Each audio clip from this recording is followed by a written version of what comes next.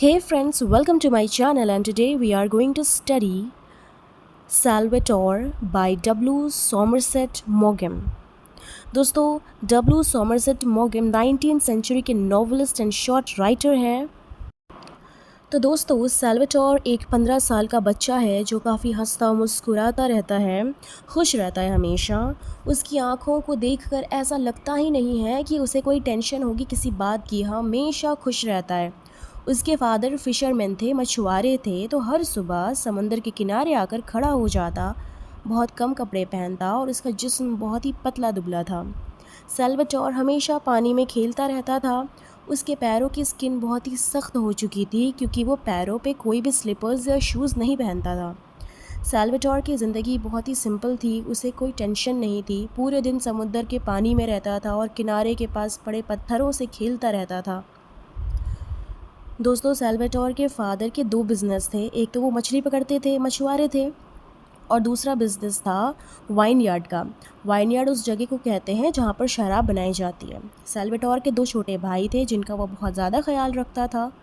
तो कहानी के स्टार्टिंग में सैल्वाटोर के बचपन को बताया गया है कि वो कैसे एक सिंपल लाइफ जिया करता था, कैसे वो खुश रहता था।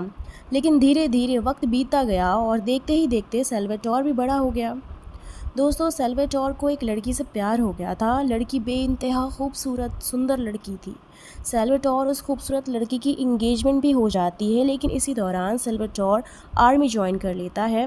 आर्मी के कुछ रूल्स एंड रेगुलेशंस होते हैं, आप सबको पता है कि आर्मी ज्वाइन करने के बाद आपको अपनी जगह छोड़नी पड़ती है, बॉर्डर्स पर जाना पड़ता है। तो सैल्वाटोर को भी मिलिट्री ज्वाइन करने पर अपना आइलैंड छोड़ना पड़ता है। सैल्वाटोर को इस बात का अंदाज़ा नहीं था कि उसे सब कुछ छोड़ना पड़ेगा मिलिट्री के लिए। तो जब उसके जाने का टाइम आता है तो वो ज़ोर ज़ोर से फूट फूट कर एक छोटे बच्चों की तरह रोने लगता है। सैल्वाटोर मिलिट्री ज्वाइन करने के बाद एक छोटे से झोपड़े में अजनबी लोगों के बीच में रहने लगता है। सैल्वाटोर को इससे पहले कभी भी भीड़ में रहने की आदत नहीं थी और वो बहुत ज़्यादा परेशान और बेचैन हो गया था। उसे समुद्र का पानी, समुद्र का किनारा, पहाड़ ये सब याद आ रहा था। उसे कैसे भी करके अपने घर जाना था। उसका मन बिल्कुल भी नहीं लग रहा था और उसको सबसे ज़्यादा परेशान उस खूबसूरत लड़की की यादें कर रही थी। समुंदर और पहाड़ को तो वो भुला भी सकता था, लेकिन अपने मंगेतर को कैसे भुला दे भाई, जिससे वो बेइंतहा मोहब्बत करता था। सैल्वाटोर जैसे तैसे अपनी मंगेतर को एक लेटर लिखा। हालांकि उसे लिखना नहीं आता था, बच्चों की तरह ख़राब राइटिंग, स्पेलिंग मिस्टेक्स के साथ उसने लिखा और अपने जज्बात कागज़ के टुकड़े पर उतार दिए और फिर अपने मंगेतर को भेज दिया।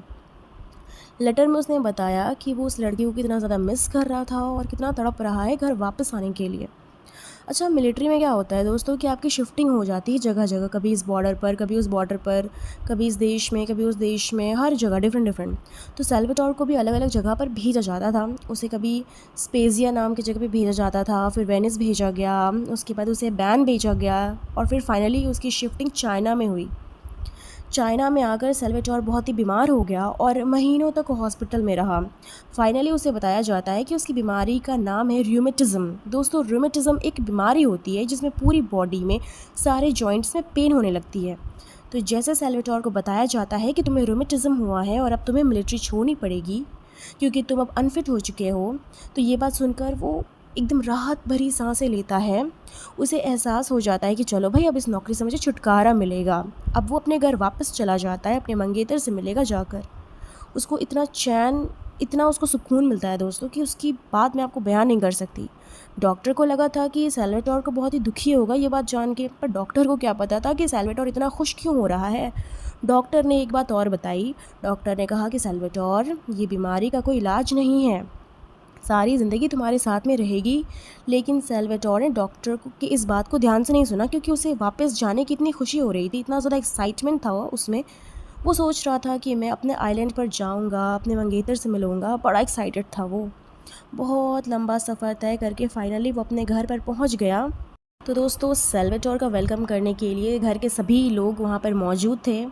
सभी लोग वहाँ पर थे, लेकिन वो लड़की वहाँ पर नहीं थी जिससे उसकी इंगेजमेंट हुई थी। सैल्वाटोर जब देखता है कि वो लड़की वहाँ पर नहीं है तो वो परेशान हो जाता है। उसकी आंखें इधर से उधर उस लड़की की झलक पाने के लिए तड़प रही थी। फाइनली उसने पूछ ही लिया कि मेरी मंगेतर कहाँ है। सैल्वाटोर की माँ ने कहा कि मुझे नहीं पता, हम लोगों ने उसे 2-3 हफ्तों से कहीं नहीं देखा है।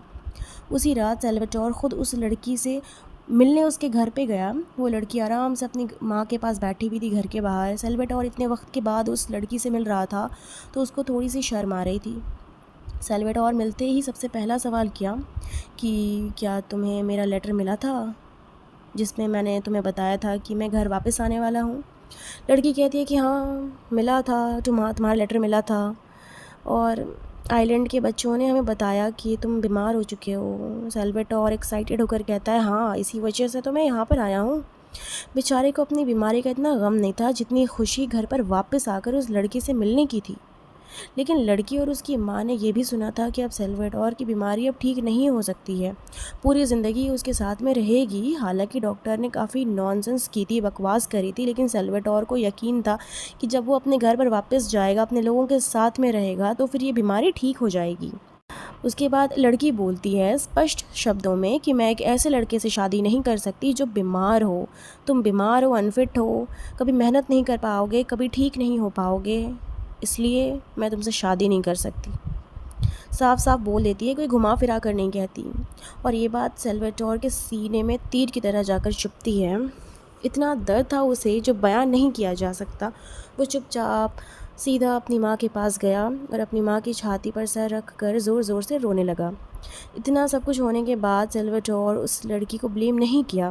वो जानता था कि भला क्यों एक लड़की किसी बीमार इंसान से शादी करेगी, एक ऐसा इंसान जो उसे कभी ज़िंदगी में सपोर्ट नहीं कर सकता। हालांकि उसकी आंखें उसकी तकलीफ़ को बयान कर रही थी, लेकिन फिर भी उसने कोई कंप्लेन नहीं की और उस लड़की को कभी भी कुछ भी बुरा भला नहीं कहा। कुछ महीनों के बाद जब चीज़ें थोड़ा सेटल हो गई, थोड़ा तकलीफ़ कम हुआ, तो सैल्वाडोर की माँ ने कहा कि गांव में एक लड़की है जिसका नाम है असुंता। असुंता तुमसे शादी करना चाहती है, क्या तुम उसे शादी करोगे? सैल्वाडोर कहता है कि असुंता तो दिखने में बुरी है, दिखने में ज़रा भी अच्छी नहीं है, राक्षस की तरह दिखती है और मुझसे उम्र में भी बड़ी है। और असुंता की पहले ही इंगेजमेंट हो चुकी है और उसका हस्बैंड साउथ अफ्रीका में मर चुका है। उसका मंगेतर भी मिलिट्री में था जिसकी मौत अफ्रीका में हो गई थी। लेकिन फिर भी उसकी माँ समझाती है और कहती है कि बेटा असुंता के साथ तुम उसके फादर का बिज़नेस आगे ले जा सकती हो, एक हैप्पी लाइफ जी सकते हो। असुंता ने तुम्हें देखा था और वो तुमसे प्यार करती है। ये बात सुनकर सैल्वाडोर मुस्कुराया और कहता है ठीक है, मैं सोचूंगा। अगले संडे सैल्वाडोर बहुत ही अच्छे कपड़े तैयार होकर चर्च में जाता है प्रे करने के लिए। उसने सोचा कि असुंता से देखेगा, चर्च में बहुत अच्छे से ऑब्ज़र्व करेगा, वो लड़की अगर पसंद आ गई तो वो अपनी माँ से हाँ कह देगा। और फिर फाइनली असुंता को ऑब्ज़र्व करने के बाद अपनी माँ से कहता है कि माँ मैं शादी करने के लिए तैयार हूँ। इसके बाद दोनों की शादी हो जाती है। दोनों एक छोटे से घर में सेटल हो जाते हैं। असुंता हालांकि दिखने में ज़रा भी अच्छी नहीं थी, लेकिन उसका दिल बहुत साफ़ था, बहुत ही केयरिंग था। असुंता सैल्वाडोर का बहुत ध्यान रखती थी, बहुत ही केयरिंग थी और दोनों एक दूसरे के साथ बहुत ही खुश थे। जब असुंता को पता चलता है कि एक लड़की ने सैल्वाडोर को ठुकरा दिया था तो उसे बहुत गुस्सा आ जाता है और बुरा लगता है। वो कहती है कि कैसे कोई इतने अच्छे इंसान को रिजेक्ट कर सकता है। दोस्तों अब असुंता और सैल्वाडोर के बच्चे भी हो गए थे। वो बहुत ही मेहनत करता था, फ़िशिंग सीज़न में अपने भाइयों के साथ 6 से 7 मील दूर जाया करता था मछली पकड़ने के लिए। कडल फ़िश की बहुत ज़्यादा डिमांड थी मार्केट में, तो उस फ़िश को पकड़ने के लिए वो लोग पूरी पूरी रात बोट में पड़े रहते थे।